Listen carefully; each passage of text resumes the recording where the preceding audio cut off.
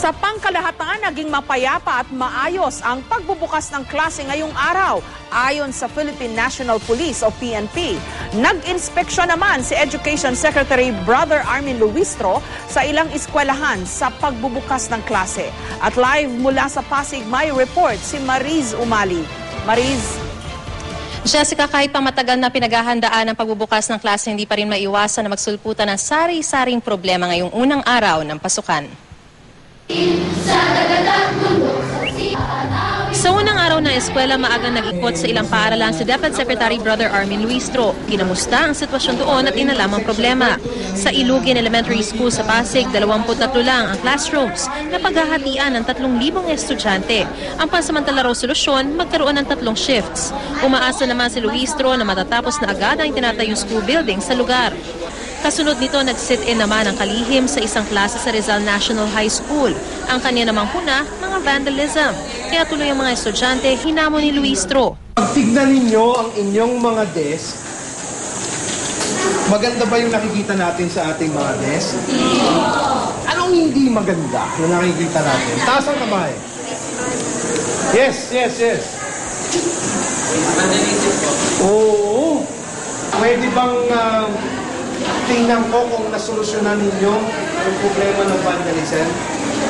Aminado ang DepEd na riyan pa rin ang problema sa kakulangan ng classrooms, guro, palikuran at iba pa. Mahigit 11,000 teachers ang kailangan pero partida na raw na mas maliit na ito kumpara sa dating halos 100,000 kakulangan sa guro. Halos 100,000 CR naman ang kailangang itayo sa iba't ibang eskwelahan. Pagtitiyak naman ni Secretary Luistro, walang tigil ang paghahanap nila ng solusyon. Teachers, classroom, seats, textbooks, and toilets. No? So ang natitiran na lamang namin na gagawin sa taong ito at saka pati yung teachers, yung classrooms, natitirang classrooms at saka yung toilets, hindi natin matatapos lahat pero sigurado ako 80 to 90% matatapos yan. Pagbibida ng kalihim, wala na nga raw shortage sa textbooks habang ang mga upuan sumobra pa ng higit 1,000,000 piraso. Walang tigil naman ang pagpapatayo ng school building para punan ang classroom shortage. Itinatayo ng mahigit 40,000 classrooms, kulang na lang daw ng mahigit 5,000. Pero sa DepEd Command Center, mga dati pa ring reklamo ang natatanggap, gaya ng problema ng ilang transferees mula sa private school. Karamihan kasi mga walang dokumento dahil di pa bayad sa dating eskwelahan. Yung civil liabilities ng magulang ay hindi hadlang doon sa karapatan ng bata para sa magandang edukasyon. Ibig sabihin nito, tatanggapin natin. Pero yun nga, kailangan ng magulang gumawa ng promissory note naman doon sa private school na yun kung may pinagkakautangan sila. May nagrereklamo rin sa umano'y paniningil ng ilang fees sa ibang eskwelahan. Paalala ng DepEd, umiiral pa rin ang no collection policy mula kinder hanggang grade 4. Galit naman sumugod ang ilang magulang na ito sa Batasan High School. Reklamo nila biglang inilipat ang kanilang mga anak sa home study o open high school program ng eskwelahan imbis na sa regular class. Hindi raw sila inabisuhan na kapag late enrollee ang bata, otomatiko itong ipapasok sa home study program. Pumunta kami ng 38, ang sinabi nila, lahat daw ng mga nagsabi gagawing home study, hindi naman pwede ang ganyan. Paliwanag naman ng school administration, layo ng home study ang maibsan ang problema sa siksikang classrooms. Hindi naman daw dapat mag-alala ang mga magulang dahil gaya raw ng mga estudyanteng nasa regular class, gagraduate ang mga ito ng may diploma. Kapalit ng guro ay yung modules na sasagutan nila mula Lunes hanggang Biyernes.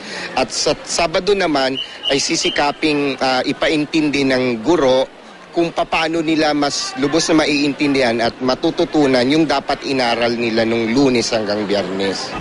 Mapayapa at maayos sa pangkalahatan ang pagbubukas ng klase ngayong araw ayon sa PNP. Ang paglalatag ng mahigpit na seguridad para sa mga estudyante magpapatuloy raw sa mga susunod na araw.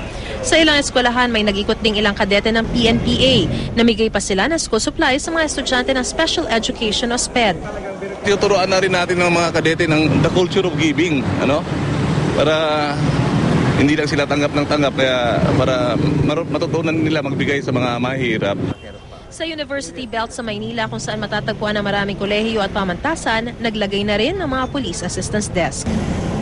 Jessica, sa mga oras na ito ay sarado na ang command center pero magbubukas naman ito ulit bukas ng alas 7 ng umaga at patuloy na may tataong mga kawani ng Department of Education sa naturang command center hanggang sa June 8. Gayunpaman ay patuloy naman daw sila at handa silang tumanggap ng mga hinaing at mga reklamo ng mga estudyante at mga magulang kahit patapos na ang operasyon ng command center. Jessica? Maris, tama ba yung narinig ko, hindi na kulang ang mga silya, sapat na, wala nang kulang na mga school chairs? Tama yan, Jessica. Ang sinasabi at ipinagmamalaki nitong si DepEd Secretary Armin Luistro ay sumobra pa nga raw ng 1 million na piraso itong mga school chairs. Sa textbooks ay wala na rin daw problema, wala na rin daw kakulangan. Ang kulang na lang daw sa ngayon ay classrooms, mga guro at mga toilets o yung mga palikuran, Jessica. Okay, pero naka-input naman dyan sa kanilang assessment yung the fact na may mga bagong pasok sa eskwela na kinder kasi compulsory na nga at yung nadagdag na school year, no, dahil K-12 program na nga tayo ngayon. Patuloy daw na naka-factor in yan, Jessica, sa kanilang mga inilalagay ng mga kakulangan. Gaya nga ng sinabi nila ay 40,000 daw yung patuloy na ipinagagawang mga classrooms sa ngayon. Ang kulang na lang daw based dun sa number of students o mga enrollees ay 5,000 classrooms na lang. Pero taon-taon ay hindi naman daw maiiwasan na mas marami o mas nadaragdagan ito nga bilang ng mga estudyante nga nag-enroll o pumapasok. Kaya medyo matagal-tagal pa raw bago mahabol nila yung kakulangan na yan, Jessica. Okay. Yun ang interesting malaman doon kasi maganda yung assessment ng DepEd at natutuwa naman tayo kung talagang nabawasan yung problem. Yun nga lang, lumobo rin bigla yung student population dahil meron ng compulsory kinder at saka yung additional school years, di ba? That's right, Jessica. Kaya nga patuloy daw yan na naka-factor in.